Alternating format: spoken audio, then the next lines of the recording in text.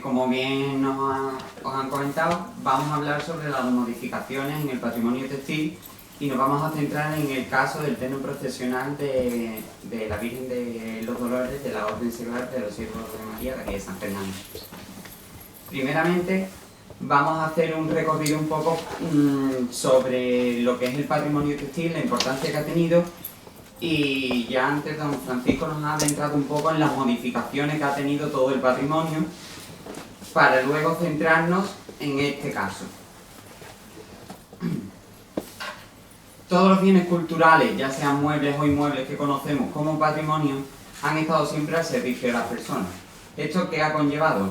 Ha conllevado precisamente a que por su uso y su función puedan ser modificados según criterios subjetivos, estéticos o de funcionalidad, como antes nos han comentado con el caso de las sedes, que pasan de ser un convento a ser una cárcel, ¿no? O con la imaginería, que se mutilan imágenes para reconvertirlas en advocaciones diferentes. En cuanto al patrimonio textil, hay que decir que tiene muchísima importancia, primeramente por su carácter funcional. El ser humano necesita vestirse y desde siempre pues, se ha vestido y ha utilizado por lo tanto tejido. Tal era la cantidad de tejido y tan diferente que precisamente hacía que se distinguiesen las clases sociales por cómo iban vestidos y qué tipos de prendas usaban. Por ejemplo, en los terciopelos, en el siglo XV-XVI, finales del XIV, XV-XVI, se tenía muy en cuenta quién lo hacía, y en los orillos del tejido se marcaban los talleres que hacían estos diseños. Es decir, para no caer en que un taller me copiase mi diseño, le marco en el orillo con una serie de hilos diferentes que ese es mío. Ahora pues llevarían la marca y antes llevaban estos orillos.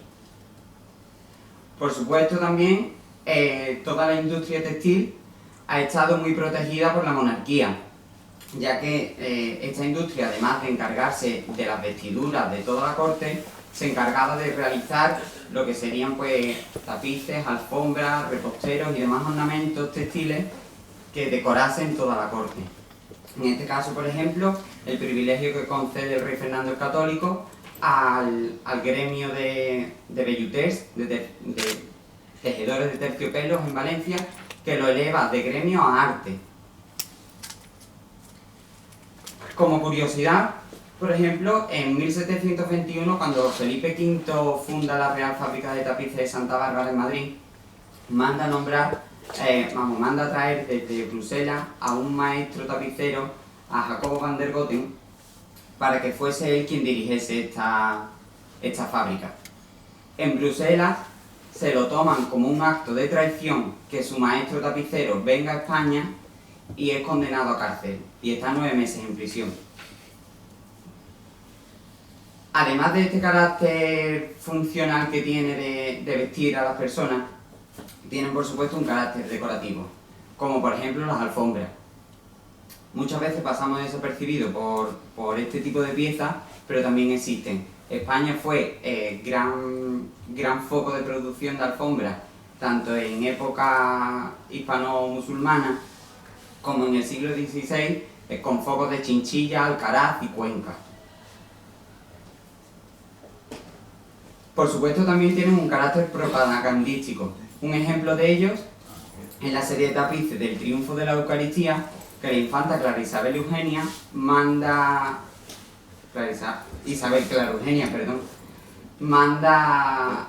al pintor de la corte, a Rubens, que cree los cartones para esta serie de tapices. Fin propagandístico porque lo que interesa en esta contrarreforma, en la época de la contrarreforma que se está viviendo, que la Eucaristía sea centro. Por lo tanto dice, hazme estos cartones porque quiero que todo esto se quede constancia. Los tapices son tejidos por grandes maestros tapiceros como Jean Rae II, y sirven para decorar lo que sería el convento de las Descalzas Reales de Madrid. Este es uno de los cartones que realiza Rubens en 1625 y este sería el tapiz. Estos tapices tienen muchísima fama y luego se van repitiendo y hay varias copias de estos tapices. También los tejidos tienen un carácter didáctico y de adoctrinamiento. En este caso, el tapiz bordado de la creación de finales del siglo XI, que actualmente lo vemos como una joya textil, patrimonial, pero que en su momento tuvo una función. Y la primera función que tenía era la de ser didáctico, ya que se planta en toda esta pieza un como gráfico de las estaciones, con los ríos, con la ganadería típica de cada ganadería y agricultura típica de cada estación. También aparece la escena de la Veracruz. Entonces tiene un fin completamente didáctico. ¿Qué es lo que pasa con piezas de este estilo? Que hoy sí la vemos como joya, pero esto tuvo una funcionalidad. Esto llegó a usarse como alfombra para la celebración de la Pascua, o en 1097 en el concilio que se celebra en Gerona, para la alfombra, para que pase el cardenalicio papal. Pues bien, dentro del patrimonio de las cofradías hay muchas modificaciones. ¿Por qué? Porque tienen un carácter funcional, sobre todo, aunque también las tengan decorativos.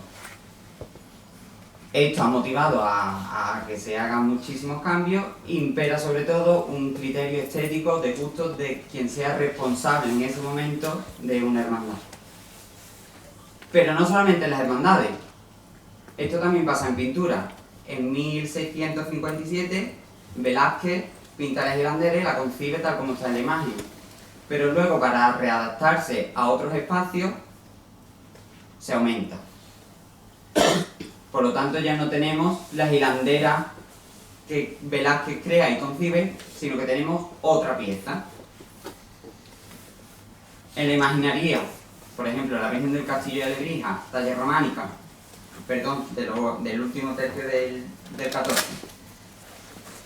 Una reconstrucción primero y luego esta talla es completamente mutilada para adaptarla a un candelero y a unos gustos de vestimenta de imagen.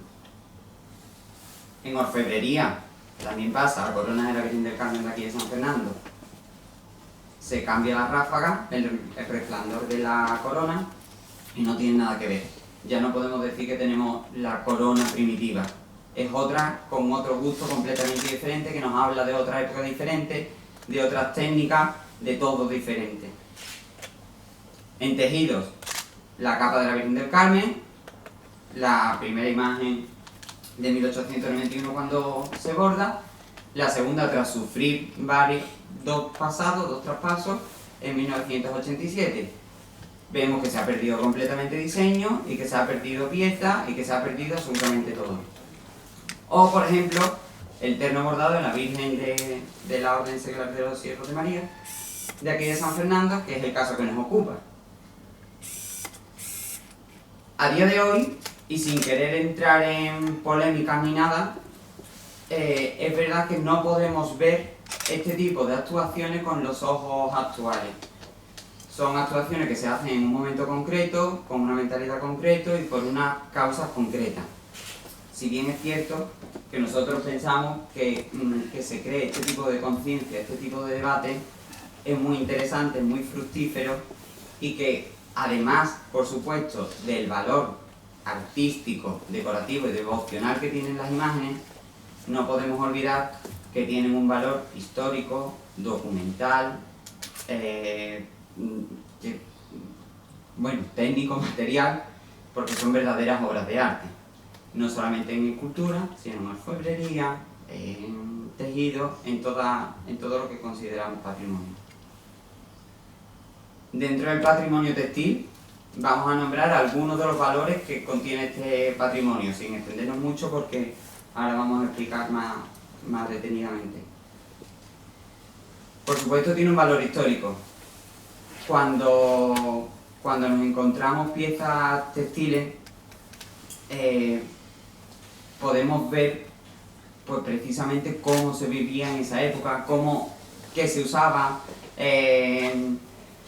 Eso queda muy bien reflejado en las pinturas que nos hablan de momentos determinados.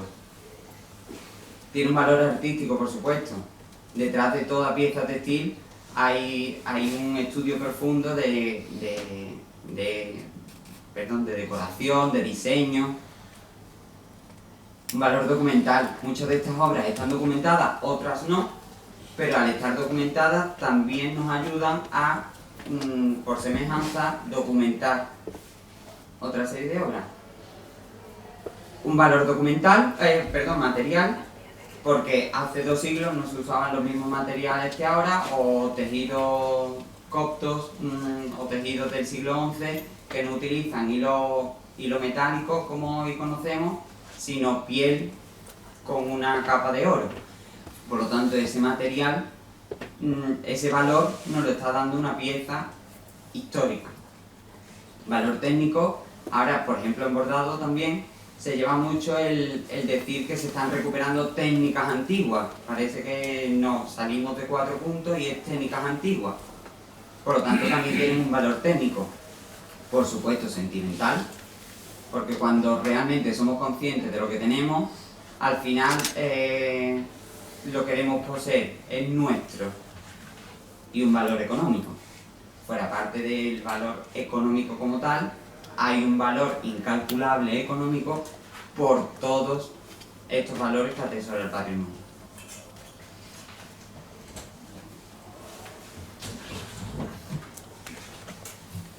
Bien, ¿se me oye bien?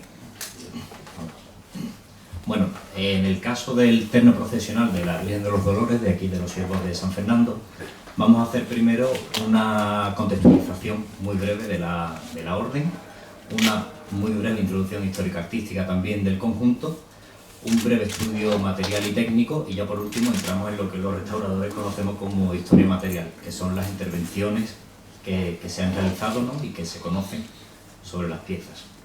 Bueno, para quien no lo sepa, la Orden de los Siervos de María se funda en el año 1233 en Florencia, y es una orden que, bueno, son 7 comerciantes florentinos, dejan su forma de vida, se retiran al Monte Senario, muy cerca de Florencia, y allí se dedican pues a venerar a la Virgen. Esta orden, con el tiempo, con el paso de los siglos, se va expandiendo, llega a Roma, a distintas zonas de Italia, y termina por llegar a España. Concretamente, en la isla se funda en el año 1759, ¿vale? ¿Qué ocurre? Desde este momento, a lo largo de todo la segunda mitad del siglo XVIII, parece ser que goza de una buena vitalidad, tenía cultos, tenía muy buena vida, y durante el siglo XIX, pese a las vicisitudes políticas, económicas y sociales, sigue estando reflejada, ¿no?, una cierta vitalidad de la orden, con algunos altibajos, pero bueno, que a nosotros nos interesan sobre todo los primeros años para intentar datar un poco la cronología de este conjunto. Bien, pues en el caso del conjunto procesional de la Dolorosa, de la titular de la orden, es un conjunto que está formado por el manto, el vestido, que ahora explico el asterisco, las mangas y los puños. Este conjunto responde pues al modelo iconográfico con el que se representaban a las Dolorosas: manto morado, vestido, mangas y puños en tono burdeo, y teniendo en cuenta que todas las piezas pertenecen, como he dicho, al mismo terno, todas guardan un esquema similar. Si nos fijamos y 3 zonas bien diferenciadas. La primera, más ajustada al perímetro exterior, vemos bien un encaje o bien una pequeña cenefa ligeramente dentada. Posteriormente encontramos una segunda cenefa un poco más ancha con una forma sinuosa como unas S, y posteriormente la última cenefa o guardilla más ancha, donde quedan recogidos los distintos elementos florales, vegetales, así como esos cuernos de la abundancia que son tan característicos, ¿no?, de este conjunto.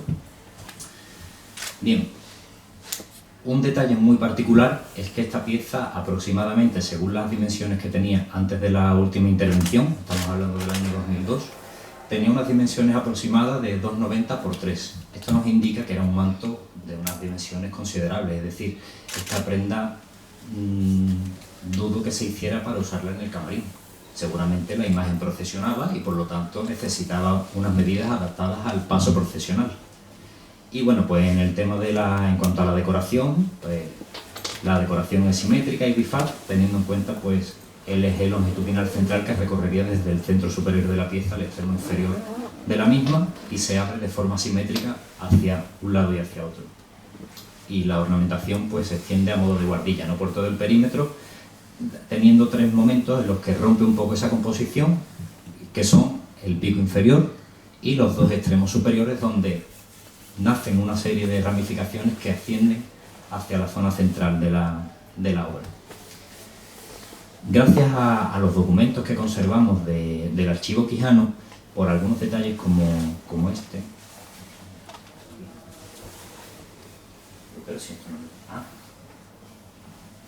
vale.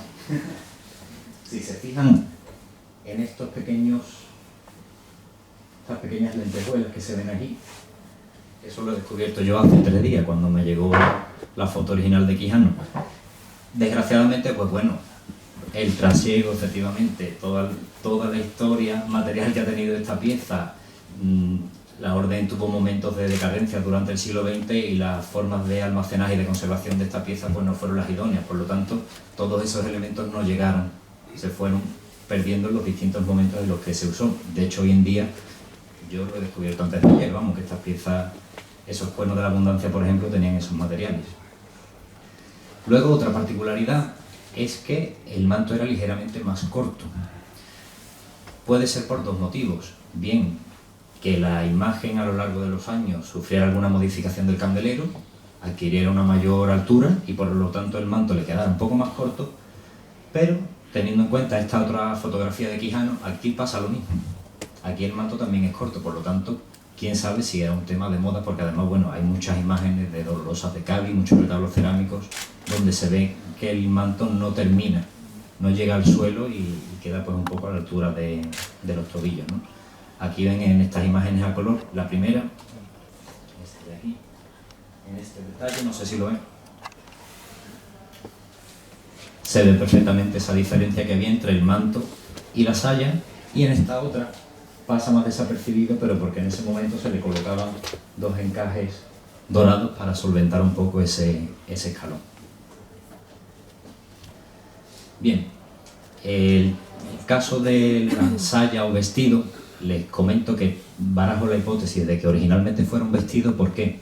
Porque si se fijan, en la zona baja del pecho y en la zona de las caderas se crean una serie de pliegues que me hacen suponer que realmente fuera una pieza que cubriera desde los hombros hasta los pies y que en la cintura pues se ajustara. Y de ahí que al ajustarla se crearan esos pliegues, ¿no? Después de la intervención que realizó Manolo Fraga, ya la pieza consta de corpiño por un lado, independiente, y la saya por otro. La ornamentación de la saya responde evidentemente a la estética de todo el conjunto y tiene la particularidad de que es el mismo diseño que el que se encuentra en el pico inferior del manto. Encontramos ese tallo central del que parten una serie de ramificaciones en sentido ascendente, hacia derecha y hacia izquierda, y que se remata por esos grandes cuernos de la abundancia que quedan en los extremos inferiores. Bien, hemos visto el vestido, hemos visto el manto, quedan las mangas y los puños. El caso de los puños es muy particular, ¿por qué? Porque por lo general son unas piezas, son estas piezas que van ajustadas a la muñeca, que difícilmente están a la vista, sin embargo, y por lo tanto no se suelen bordar. En este caso, al estar bordadas, se entienden que la idea era que se vieran.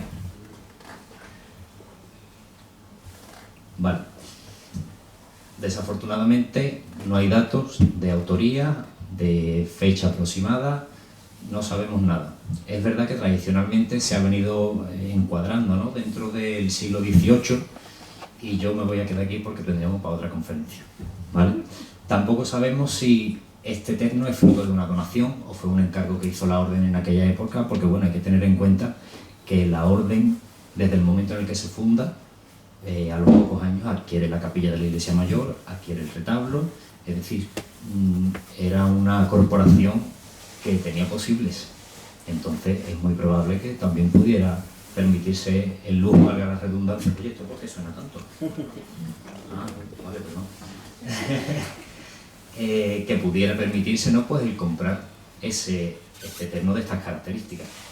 Sí, es muy interesante, que por eso les comentaba que a lo largo del siglo XIX se tiene constancia de que esta corporación seguía en activo, porque en el año 1814 doña Tomasa Aguilar dona una de las actuales coronas de plata que posee la Dolorosa, y eso se sabe porque en la parte del reverso tiene una plaquita donde está grabado, ¿no?, que esta señora pues realiza esta donación. Cabe la hipótesis de que este terno pues fuera también fruto de una donación o una persona que fallece y ese dinero se destina, que también se ha dado el caso incluso aquí en San Fernando, lo tiene documentado Fernando Mossi. Bien, dentro del estudio material y técnico, el soporte primitivo, porque les cuento, el manto, Fernando Mossi documentó que entre el año 1910 y 1911 los bordados fueron traspasados a un nuevo terciopelo por el taller de bordado que existía en la Compañía de María. Bordada en hilos metálicos dorados tendidos, con un ligero realce. Concretamente, pues bueno, encontramos como como materiales de preparación unos elementos rígidos de cartulina que dan este aspecto liso a la ornamentación, y luego unas piezas con base de fieltro sobre las que se van bordando los distintos hilos. Aquí ven, por ejemplo, para buscar un mayor volumen, sobre el fieltro se han colocado, no se ve muy bien, se han colocado una serie de cordoncillos de algodón que lo que hacen es pues dar un mayor volumen, ¿no? Bien, hilos metálicos encontramos de dos tipos: hilo de muestra, que es este hilo de aspecto más bien recto, ¿vale?, liso, perdón, y luego el granito, que tiene esta forma ondulada. Estos son los dos tipos de hilos que, mediante la combinación de las distintas técnicas, pues van componiendo la totalidad de la ornamentación. Y por último, como elementos decorativos, encontramos canutillos, encontramos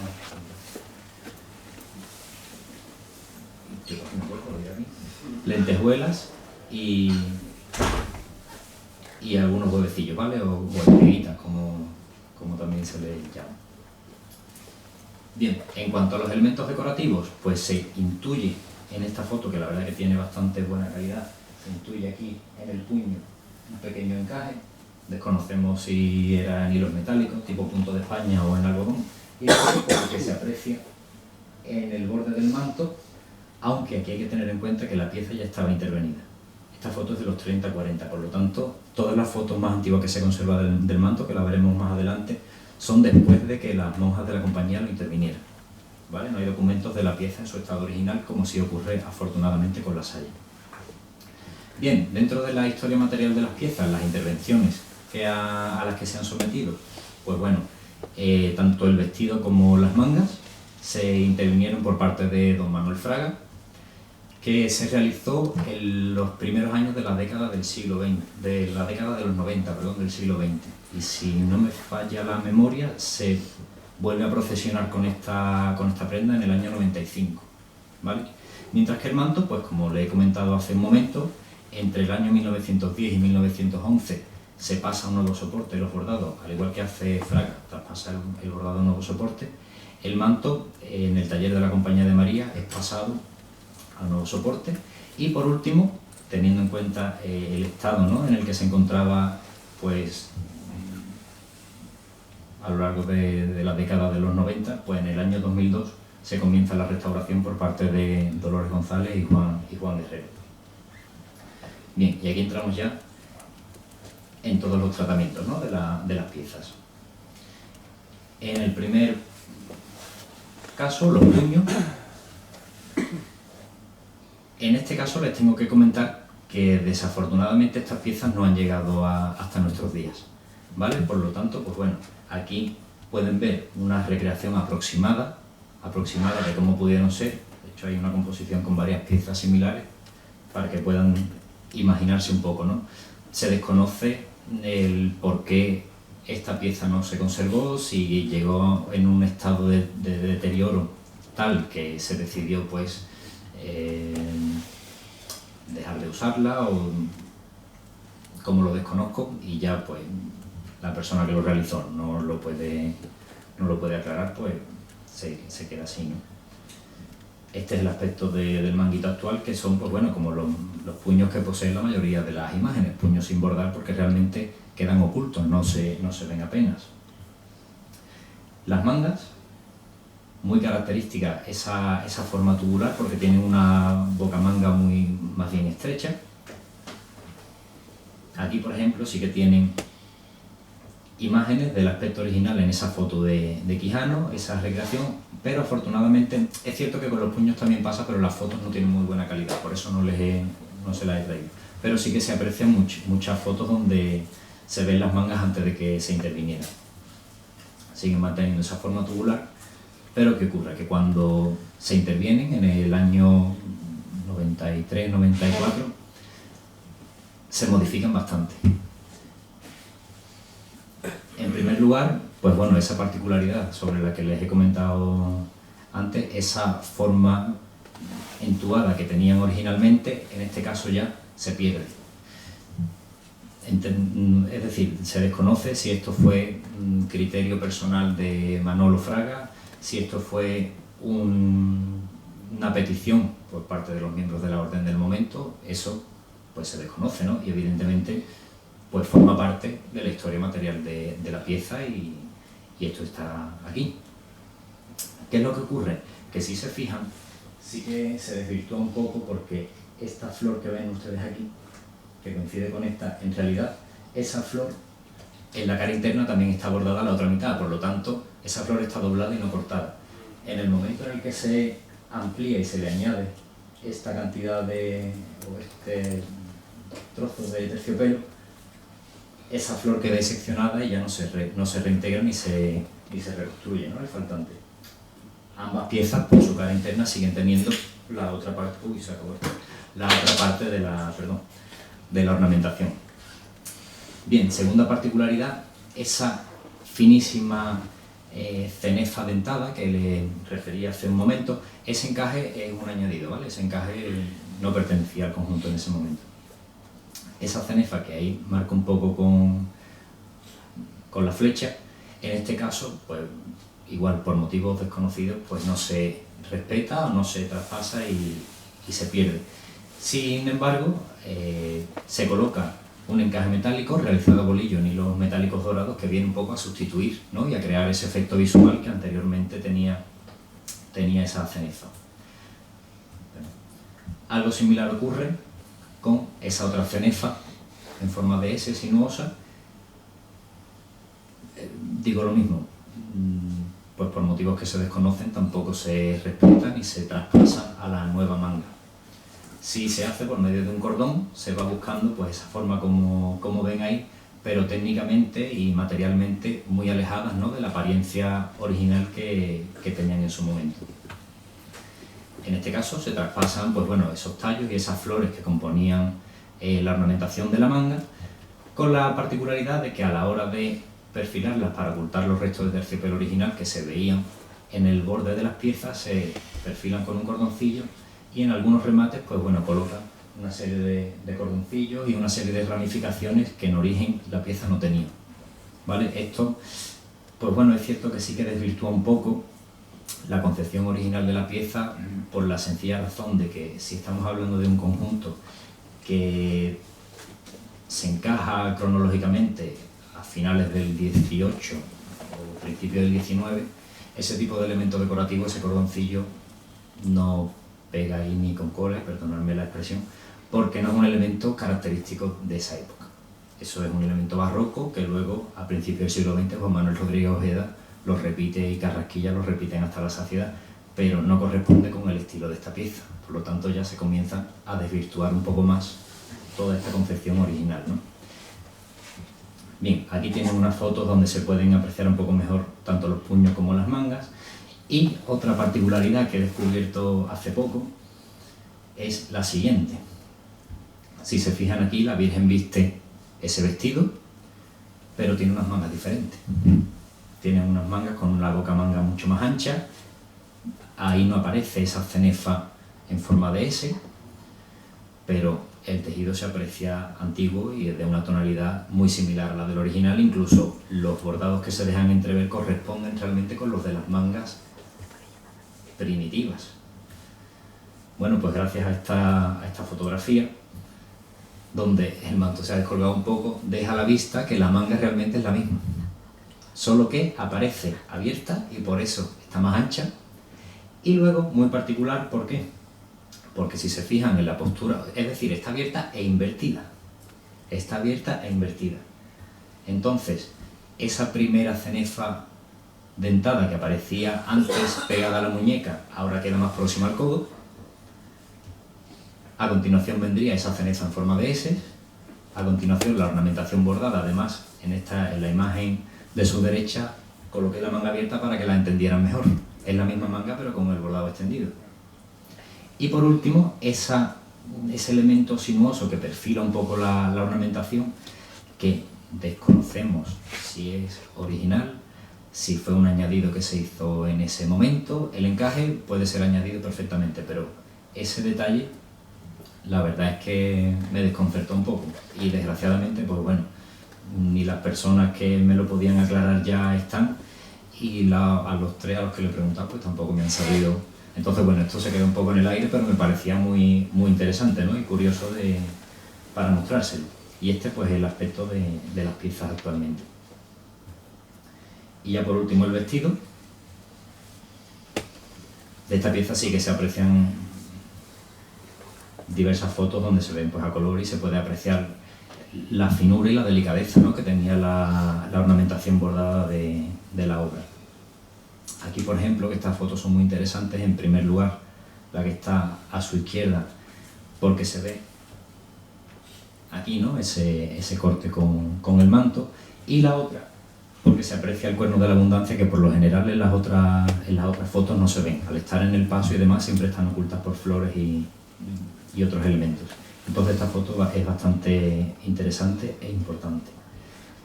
Aquí pueden ver, esta es una de las dos fotografías antiguas de Quijano, como les comento, entre los años 30 y 40, me comenta que es cuando se toma. Y esta es la otra fotografía famosa, donde se aprecia la saya, ¿no?, pues en su estado original, puesto que no se aprecia intervención alguna, o al menos alguna intervención llamativa, como sí se aprecia en el manto, que ahora lo comentaremos. Aquí, por ejemplo, destacan esas flores carnosas, por ejemplo, esas líneas tan finas, esos tallos tan finos con las puntas tan acentuadas, esos pequeños ramilletes hechos con lentejuelas, con canutillos, que dan una sensación de profundidad en el conjunto y no dan para nada una sensación o no le dan un aspecto recargado, ¿vale? Esos elementos pues podrían ser algo similar a esto, además sobre un soporte muy similar, ese terciopelo Burdeos. Este es el estado actual de la pieza, ¿vale? Aquí ven, por ejemplo, ustedes saben que cuando se hace el traspaso de un bordado a un nuevo soporte, por fuerza hay que recortar el tejido original. ¿Qué ocurre? Que al tener que recortar este tejido original, ese pequeño resto que queda hay que ocultarlo por medio de un cordoncillo. Ese cordoncillo lo que también es verdad que depende de qué cordoncillo y qué material utilice. Eso también es verdad. Pero en este caso sí que es cierto que desvirtúa en gran medida pues esas líneas tan finas, tan limpias que se aprecian en el diseño primitivo y que ahora sí que se han modificado un poco. Aquí ven, por ejemplo, ¿no?, un detalle de ese cordoncillo. Además, al tener esa forma ondulante, pues a mí, por ejemplo, me distorsiona un poco la visión, ¿no?, del conjunto. Otra particularidad es que bueno, pues la saya estaba bordada sobre un terciopelo de seda, como les comento, en un tono burdeos, más bien tirando a rojizo, y actualmente está en una pana morada. Aquí tienen dos detalles de de la pieza. Y aquí, por ejemplo, esto es muy interesante porque justo en el borde de esas piezas bordadas se ve ese filito, ese resto del terciopelo primitivo que se pretendió ocultar por medio del uso de ese hilo briscado. Esto es otro resto de ese terciopelo que queda debajo de una cartulina que al haberse fragmentado, ¿no? Pues queda a la vista. Y aquí ven pues un detalle, ¿no? Eso, destacar pues cómo se pierde un poco esa delicadeza y esas líneas tan finas. Y otra particularidad es que, pues por motivos que desconocemos, no se respetan los elementos originales. Es decir, pues entiendo que atendiendo a un criterio personal o lo desconozco, pues no todas las piezas se reubican ni se vuelven a colocar sobre las piezas. Y al mismo tiempo, pues como le comentaba antes con esos cordoncillos, pues proliferan esa abundancia de remates que, como les comento, nada tienen que ver, ¿no? con la concepción original del conjunto. Muy interesante la foto esta, como les comentaba, porque si se fijan, si trazamos una línea negra, vemos en la foto a color cómo esa línea secciona parte del cuerno de la abundancia, ¿vale? Sin embargo, si eso lo hacemos ahora mismo, el cuerno apenas lo toca. Eso nos está indicando que el cuerno también sufrió una ligera modificación y ahora se ha colocado pues un poco más orientado en sentido ascendente, por lo tanto entiendo que la saya en su momento abarcaba más hacia los laterales y no en sentido ascendente, como se pretendió ya una vez que se intervino. Y ya pues por último, ese remate perimetral.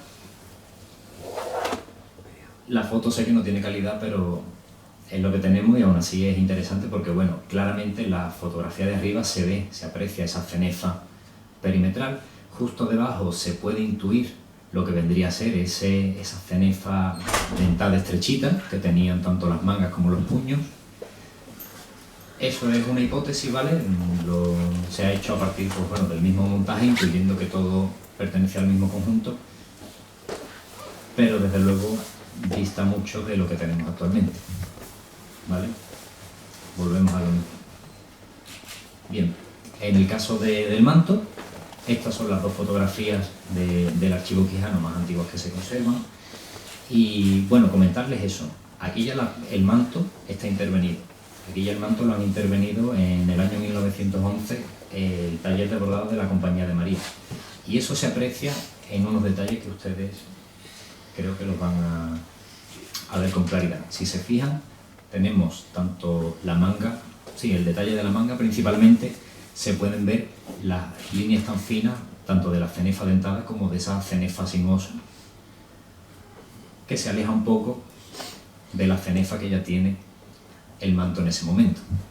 Se sigue manteniendo evidentemente esa estructura, pero la visión no está limpia, el aspecto no está limpio. Ahí se incluyen que haya cordoncillos y que hay elementos que en su momento no estaban y que ahora ya hacen pensar que esa pieza ha sido intervenida. Lo mismo ocurre con las piezas de este tipo. En el borde se intuye siempre un cordón que además es el que hace que, sobre todo en las puntas de esas piezas de cartulina, se pierda esa forma puntiaguda, ¿no? Tan acentuada. Lo mismo que aquí, incluso se llega, en ese detallito de ahí, se llega a apreciar un poco de ese cordón empleado para perfilar las piezas. Aquí yo creo que se ve claramente, ¿no? La saya en su soporte original, sin intervenir, un diseño muy limpio, todas las cartulinas muy bien terminadas y sin embargo el manto ya tiene otro aspecto, tiene otra apariencia. Bien. La segunda intervención del manto se realiza entre el año 2002 y el año 2003. La realizan Juan Guerrero y Dolores González, son los responsables de este trabajo y en este caso sí que se respeta la totalidad de la ornamentación. ¿Dónde está el cambio principal que se hace en esta pieza? En el perímetro exterior, ¿vale? En este caso, pues bueno, para solventar volvemos un poco al origen, la funcionalidad que tienen las piezas, la necesidad de readaptarlas por el gusto del momento, por el gusto de la junta o en este caso de la fraternidad del momento, pues bueno, hacen que al final las piezas se sometan a una serie de modificaciones que satisfagan, ¿no?, a las personas. Y entonces, pues, en este caso, por ejemplo, ¿qué es lo que se hace aquí? La ornamentación bordada no se desvirtúa, el dibujo se mantiene, pero teniendo en cuenta que hay que traspasar las piezas a un nuevo soporte, se busca por medio del terciopelo ampliar un poco el perímetro exterior para que el manto llegue a los pies de la Virgen. Entonces, en primer lugar, si se fijan, ese encaje, que no sabemos si es original o no, desde luego, si está en la foto de Quijano,